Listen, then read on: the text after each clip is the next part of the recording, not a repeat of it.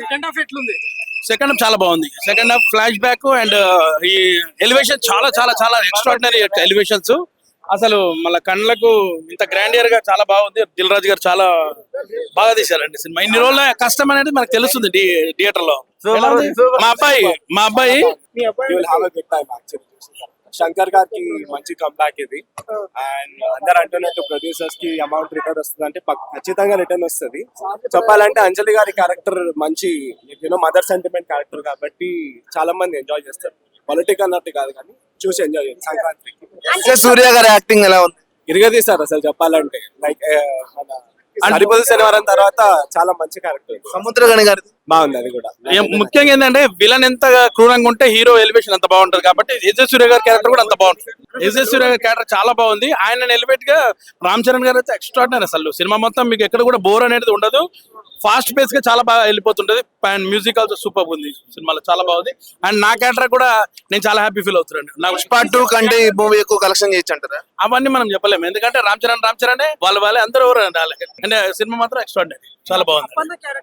Appanna character చాలా బాగుంటుంది. Flash back ఉంటది మనకు. రంగస్థలం మళ్ళా రామ్ చరణ్ గారు గుర్తొస్తారు ఆ క్యారెక్టర్ చూస్తాండి. ప్రేక్షకులు ఈ సంక్రాంతికి మంచిగా అన్ని సినిమాలు ఎంజాయ్ చేయాలి. ఈ సినిమా కూడా ఖచ్చితంగా ఎంజాయ్ చేస్తారు. ఫ్యామిలీ అందరూ వచ్చి చూడొచ్చు అండి సినిమాని. డాకు మహారాజ్ కూడా సూపర్ డూపర్ ఉంటుంది. బాలయ్యబాబు గారు కూడా బ్లాక్ బస్టర్ ఇవ్వబోతున్నారు. మరి వెంకటేశ్వర బాబు గారు కూడా బ్లాక్ బస్టర్ ఇవ్వబోతున్నారు. సంక్రాంతికి అన్ని బ్లాక్ బస్టర్స్ వస్తున్నాయండి. ఇది మాత్రం పక్కా, డెఫినెట్ గా. Thank you. అదే అబ్బాయి పాత క్యారెక్టర్ అది. గెటప్ బాగాలేదు. హీరోయిన్ గెటప్ అయినా బాగున్నాయి. All the best. సినిమా బాగుంది టోటల్ గా. సముద్రగణి గారి క్యారెక్టర్ ఎలా ఉంది? సముద్రకాని గారు గెస్ట్ ఆర్టిస్ట్. మెయిన్ ఎస్జే సూర్య క్యారెక్టర్ బాగుంది. అది ఇంపార్టెంట్ క్యారెక్టర్. సునీల్ గారిది బ్రహ్మాండం. సునీల్ గారి బాగుంది. బ్రహ్మానందం గారు వన్ సీనే ఉన్నారు. సునీల్ గారి త్రూట్ ఉన్నారు. అది బాగుంది. ఎన్ని కోట్లు కలెక్షన్ చేయొచ్చు అంటారు?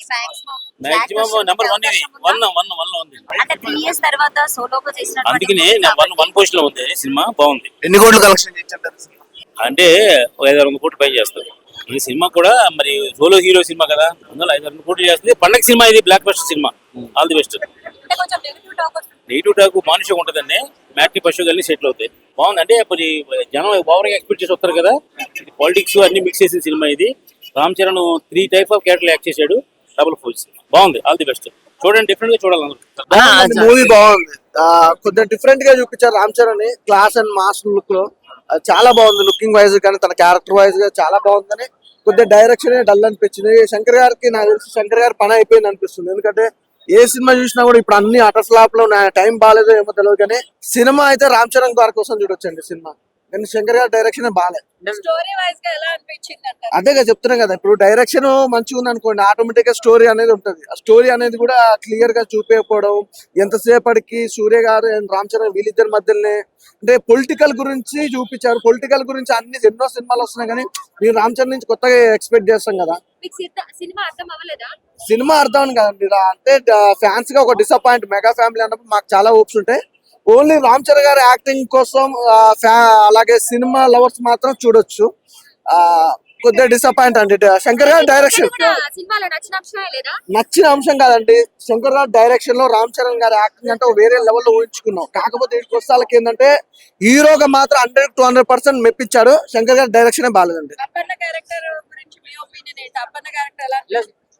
ఇక్కడ ప్రతి ఒక్క క్యారెక్టర్ చాలా ఇంపార్టెంట్ అండి. అందరూ ఆర్టిస్టులు కూడా చిన్న వాళ్ళు ఏం కాదు. ప్రతి ఒక్క ఆర్టిస్ట్ కూడా పెద్ద పెద్ద సినిమాలు చేసిన వాళ్ళే. మంచి ప్యాడింగ్ ఆర్టిస్టులు అందరూ చాలా బాగుంది.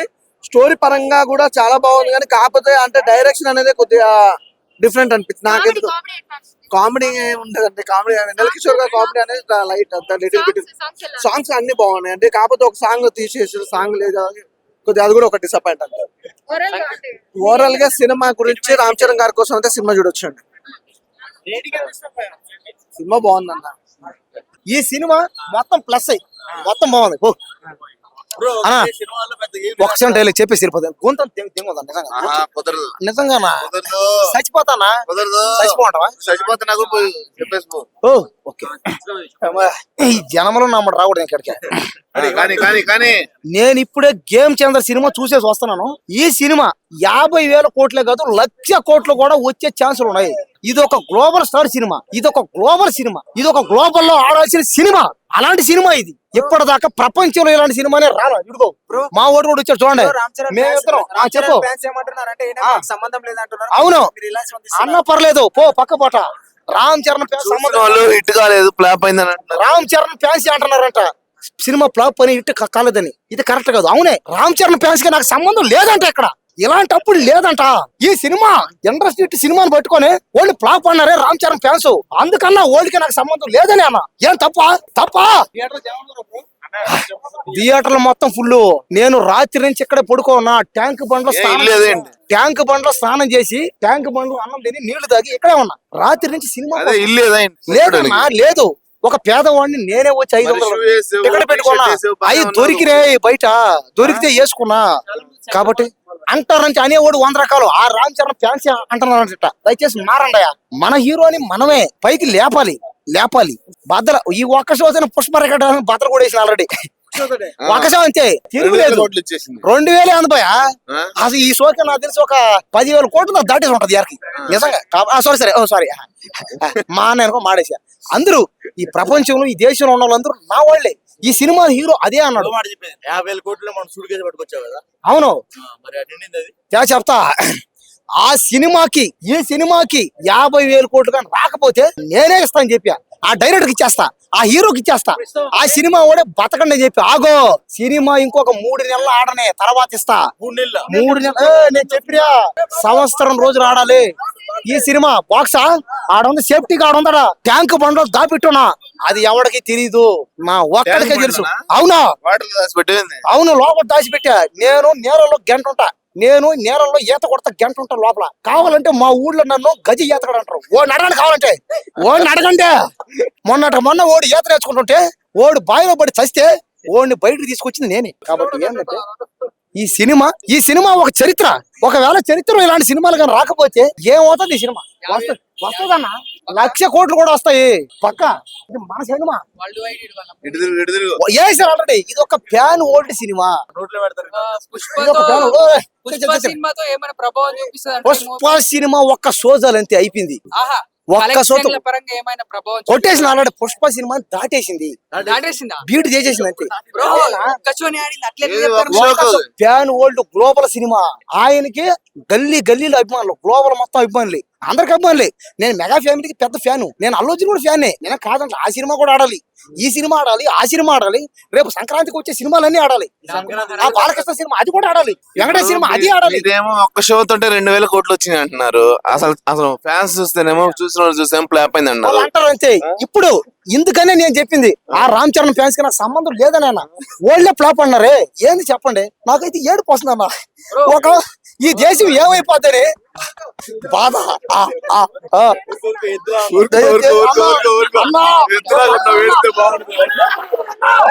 నేను బతకను, దయచేసి దూకేస్తా.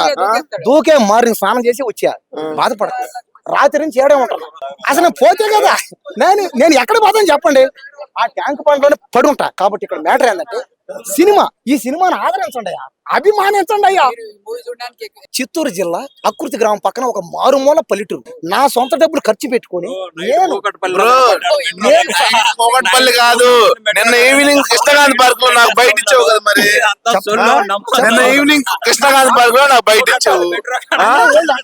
ఒకడు వస్తాడు, నన్ను అమెరికాలో చూసి అంటాడు ఒకడు. ఇంకోడు బ్యాంకాక్ లో బీచ్ లో బికినీలో అమ్మాయిలు కాదు డాన్స్ చేసాడు అంటాడు ఒకడు. ఏది నమ్మకండి. నేను ఎవరిని? ఒక మారుమూల, ఒక రైతుడి, ఒక కూలి పని చేసేవాడిని, ఒక కూలి వాడిని.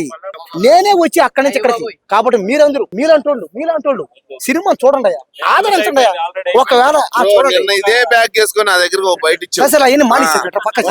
మా అన్నకు అభిమానం. సరే బ్రో, ఒక డైలాగ్ చెప్పు, చెప్పించే డైలాగ్. సినిమా చూసావు కదా. I am unbreakable. నాకు ఇంగ్లీష్ రాదు, క్షమించండి. సినిమా టైటిల్ ఇంగ్లీష్ లో ఉంది, గేమ్ చేంజర్. ఇది తెలుగు సినిమా. తెలుగు సినిమా అయినా కానీ టైటిల్ ఇంగ్లీష్ లో ఉంది. చూసారా? ఇంగ్లీష్ డైలాగ్ టైటిల్ ఏముంది? ఎవడో ఒకటి చెప్పరా. ఇది ఎవడో ఒకటి గేమ్ చేద్దరా. 100% పోయా. అలా అనకన్నా, మనం అంతా అభిమానులు ఉన్నా. నువ్వు రామ్ చరణ్ ఫ్యాన్ కదా. రామ్ చరణ్ ఫ్యాన్, అందరు TF5 ఫ్యాన్. అదే మన అంతా ఫ్యాన్. అదే మన అంటే అన్నావు ఆడుతుంది అన్నావు. ఏ తప్పే ఉంది అన్న. ఎందుకు రాదు ఎందుకు రాదు ఏయ్!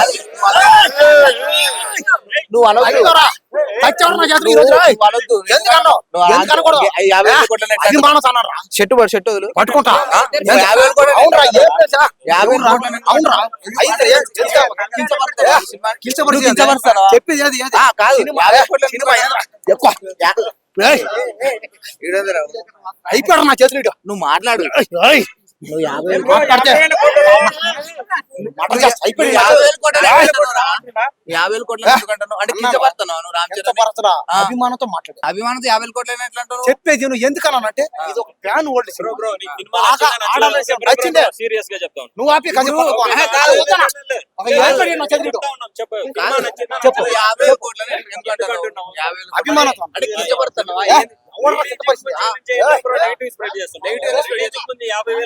అదేమన్నా రాష్ట్ర అభిమానంతో బడ్జెట్ చెప్పావు. అదేమన్నా రాష్ట్ర బడ్జెట్ లేదంటే అభిమానంతో ఢిల్లీ చెప్పావు. బడ్జెట్ ఏ, వస్తదని చెప్పావు. 50,000 కోట్లు ఏ సినిమాకి వచ్చినాయి చెప్పు అభిమానంతో చెప్పావు. నేను ఎవడనమన్నాడు? నేను ఎవడనమన్నాడు? అభిమానంతో ఎవరన్నమన్నాడు? అభిమానంతో అభిమానంతో 50 కోట్లు అంటావా? అవును 50,000 కోట్లకి 1,00,000 కోట్లకి 50,000 కోట్లు వచ్చాము. అది గ్లోబల్ సినిమా. షెట్టు పట్టుకోకరా.